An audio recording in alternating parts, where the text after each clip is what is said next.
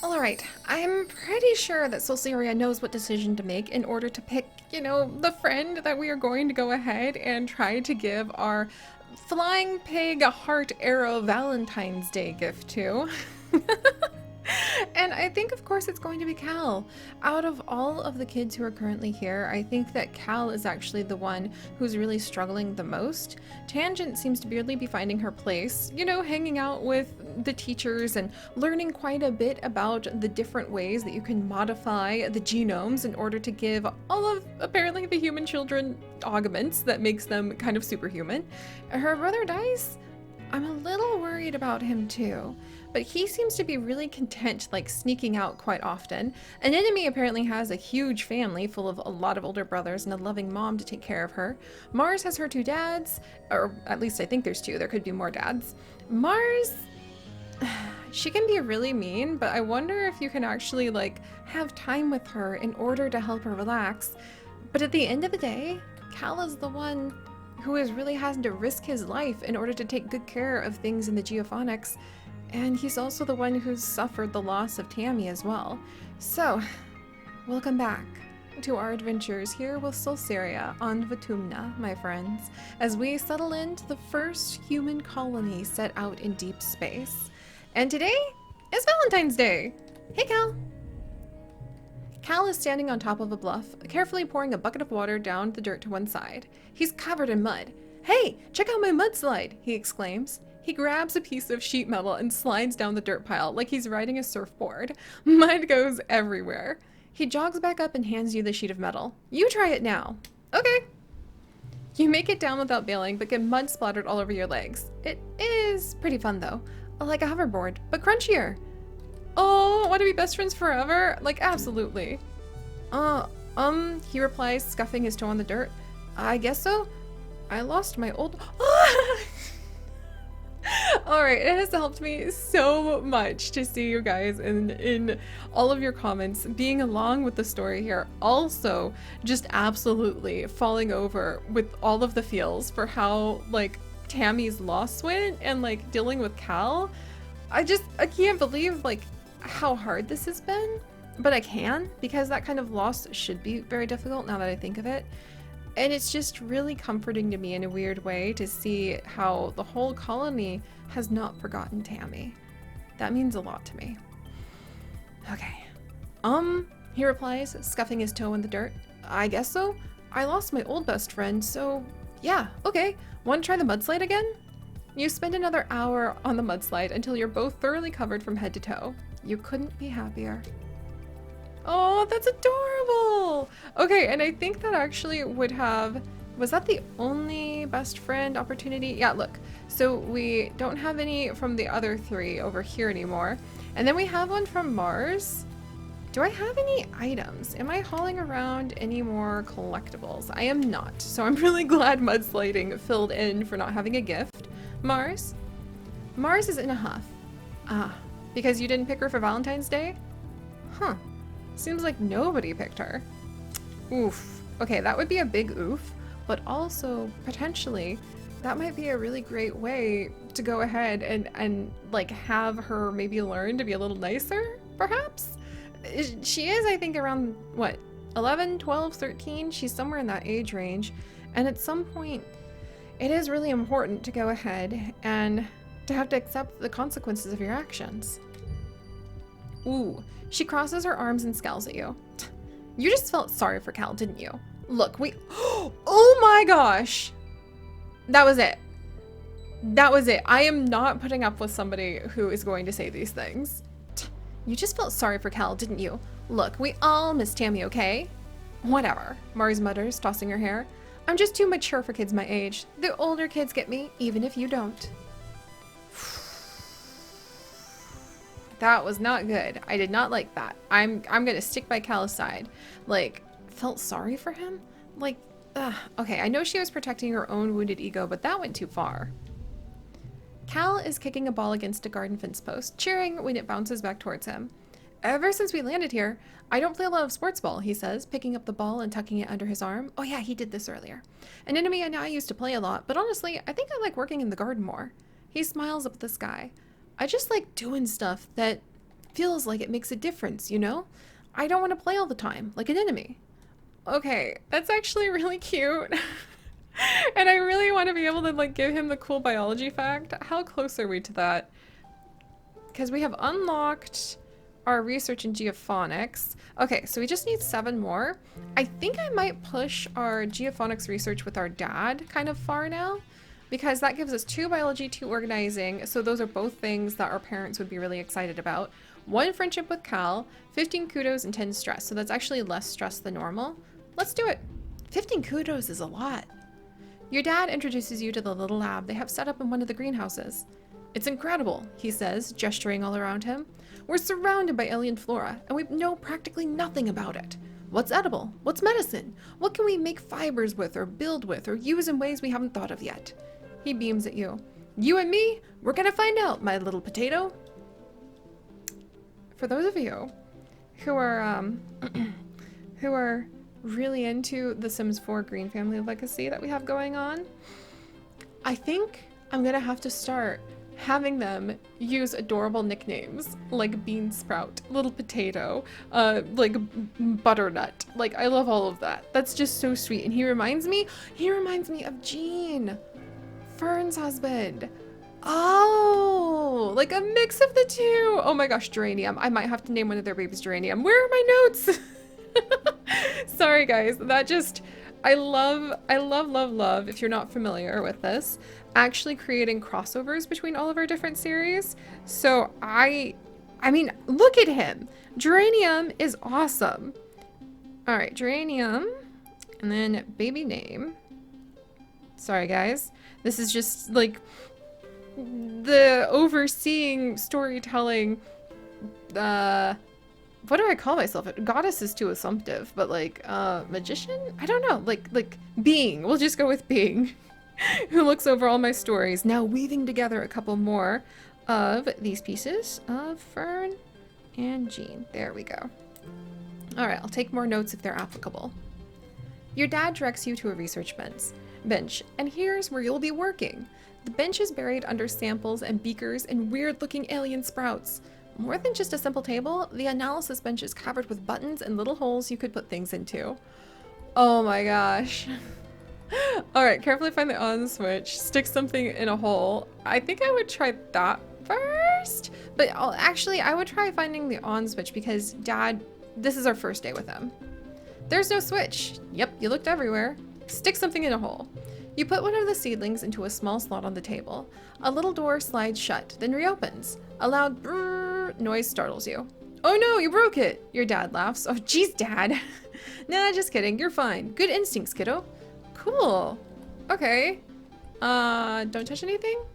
Go ahead and mess around, your dad encourages you. You won't break anything. Cool. Random buttons. Hey! It's constant! Or congruence, pardon me. You mash all the table's buttons until, yo, kiddo. It's congruence. The friendly ship's computer beams at you from her own hollow scream set into the bench. Of course she's here. She's the guardian of all knowledge in your colony, after all. You wonder where she got the yo from. Your dad laughs. Don't tell anyone, but congruence is the real brains of the operation, he confesses, though it's not like it's a secret. She'll make sure we don't do anything super dangerous, which means you and I get to focus on the experimentation. Oh, I just noticed how Congruence's like camera, it has little cat ears on it. That is all ridiculously adorable. And her little danglies and stickers. Oh, I love it. If you follow the rules and stick to what you already know, you won't learn anything new, Dad. Oh my gosh, he's just like dropping the best life lessons right now. If you follow the rules and stick to what you already know, you won't learn anything new, so don't be afraid to try stuff. Sweet! Ooh, okay. So we have one already locked. I need 4 more. So we could get like a color bonus there, and then go for all mental. That might work well. So then we could do like this. Does that do well? Ooh, okay, actually we still need... Okay, so I was hoping we could have like a color bonus there. Man, I need to get rid of some of these like zeros. They're really holding us back, I think. Dang, if card is mental. Okay, so let's do, whoops. Okay. So that Uh-oh. Uh-oh. Am I not gonna be able to have enough? Okay, what if I try? Because I'm like a little worried. Oh no. Okay. Oh man, I really need to forget my baby. I'm too much of a baby. All right, we have to push through with some stress. Dang it. So we got 15 stress from that after all. Darn. Oh, hey, it's already dust season. Oh, hey, Cal. Cal's doing some stretches in an open area of the garden. One of my mom's boyfriends is teaching me yoga, he says, looking at you from upside down. I can already do child's pose and downward dog. He flops over and lies on his back. This one's my favorite, though. Corpse pose. All right, getting closer on the biology facts. Hey, Dad. Dust is such a dry, hot season. Both suns are high in the sky, baking the usually lush Vertumnian jungle. If there's a breeze, it's warm, and you guessed it, dusty. Your parents are up every day before dawn, which comes far too early for your liking. They're usually gone by the time you wake up, and home after you sleep, so you have to visit them at work if you want to see them. Good morning, Gooseberry, your dad greets you cheerfully. Have you come to see the harvest? Your mom and I are gathering crops from actual Vertumnian dirt this week. Oh man, like that sounds neat! He shows you around the rows of corn and beans from Earth. They all look a little yellow and scraggly, not what you expected, but your dad enthusiastically points out the vegetables ready to harvest. Don't forget, he tells you, the Vermuntalian festival is coming up. There will be a talent show and a science fair. I'm sure you're eager to participate, Solceria. Heck, with what skills? Okay, yeah, Dias is like wiggling around. Cal's learning mushroom log, yes! Ugh, I'll still talk to Mars even if I'm like totally not sure. You spot Mars tapping away at a hollow screen. She appears to be trying different clothing options on a digital doll maker. Look, Solceria, she says, showing you her work. You can look like anything you want. I always thought I would look good with like horns, maybe. She hums. Maybe I can ask engineering about it. all right, so then we'll go down here. Speaking of engineering, that would be Tangent. Tang for okay, still not smart enough to hang out with Tangent apparently. And then let's see, an enemy is running around the sports ball pitch. Calm says the most important part of defense training is knowing when to run away. She huffs as she runs past. Good thing I'm so good at running. I wonder if that's why we dreamed of her as one of the first people like escaping from whatever that horrible fire and everything else was. Okay, I kind of feel like we might have to push through again. Oh, hey! You're pulling weeds from the garden beds when you see Cal scurry past you, moving with a purpose. He doesn't even stop to say hello before he disappears into a barn. Follow him! Oh, cool! A barn! This is adorable! I know it's not a barn, but look how cute it is! You slip into the barn behind Cal. He's so absorbed in whatever is in the broken storage box that he doesn't hear you. You can do it, he whispers. Come on, go, go, go! You creep forward, but the barn door creaks closed just behind you, and Cal jumps. Solceria, he says, moving between you and the box. What do you need? What's in the box? Cal clenches his fist. Nothing. It's nothing. Whatever Cal is going to say next is interrupted by a chirping noise from the box. Cal gasps and whirls around, and you both rush forward to look. I'm so excited about this. Inside the box is a pink caterpillar-like creature about the length of your arm, blinking up at you with multifaceted eyes. Its mouth parts wave at you and make a clicking, chirping noise.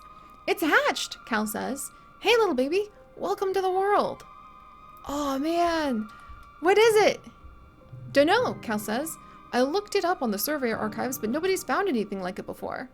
That's true. You have no idea what this creature is. So you knew about this thing? Yeah, it showed up in one of the first shipments of mushwood, he says, rubbing its little nose, just curled up in the little cocoon. It looked like a dried leaf, but warm. I didn't want to just throw it away, in case whatever was inside was still living, and no one was using this busted up storage box, so... It's so cute! It's probably gonna eat us. Oh man. Cal puts the small creature on his shoulder. What are you, little buddy? Cal asks. You look like a big old caterpillar, but cuter. The creature yawns, showing off circular rows of tiny, even teeth. Even? So it's not sharp? It nestles against Cal's neck as he scritches it under the chin. Maybe we can call you a dilly pillar? He touches one of the 6 white-capped feet. Socks. Socks the dilly pillar. Oh, that's adorable. I hope nobody finds out, though. Same here, Cal says.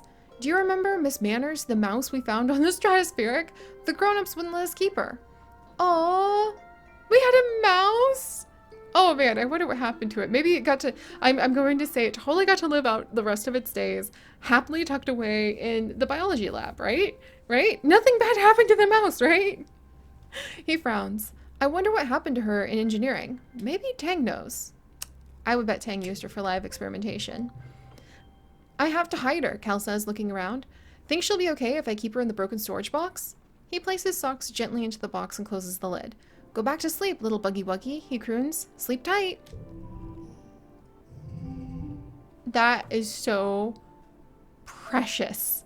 That is so ridiculously precious. And also, how on earth are we going to make this happen? Okay, hang on. Crawling, wondering. Maybe writing an essay. Tammy's care and unchangeable. Phew. Some of those are good memories, some of those are bad memories, but at least we managed to do it. Ooh, 20 kudos. Nice. Whoa! Oh my gosh! Alright. Well, it's actually going to be time for the Virtuminalia. Woo! Okay, guys. Well, I need to actually catch my breath for a little bit, but when we come back, we will go ahead and we will see what the festival has to offer, because that was a really big event last time, and I want to make sure that we really can hone in and focus on it. And maybe this time I'll actually take some notes on what we could end up doing to prepare for the next one. So if you guys could, do please leave a like to give little Socks the Diddlypeed a wonderful little pat on the head. I hope your fingers don't get bitten off. And if you would like to join us on this and literally thousands more adventures, do please consider subscribing. But most importantly, stay curious. I'll see you guys next time. Bye-bye!